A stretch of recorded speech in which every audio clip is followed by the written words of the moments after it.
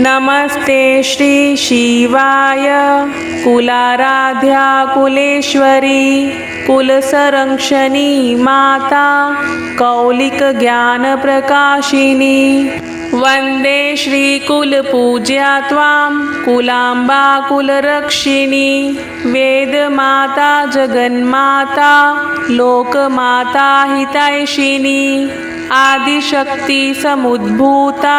त्वया हि कुलस्वामिनी विश्ववन्द्यां महाघोरां त्राहि मां शरणागतः त्रैलोक्यहृदयं शोभे देवी त्वं परमेश्वरी भक्तानुग्रहे कारिणी कुलदेवी नमोऽस्तु ते महादेव प्रियङ्करी बालानां हितकारिणी कुलवृद्धिकरी माता त्राहि मां शरणागतम् चिदग्नि मण्डलसम्भूता राज्यवैभवकारिणी प्रकटितां सुरेशानि वन्दे त्वां कुलगौरवां त्वदीये कुले जातः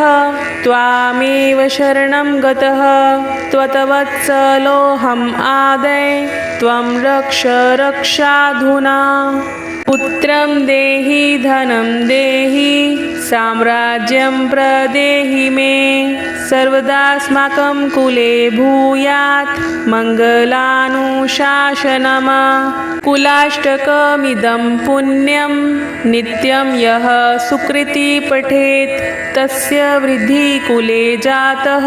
प्रसन्ना कुलेश्वरी कुलदेवी स्तोत्रमिदं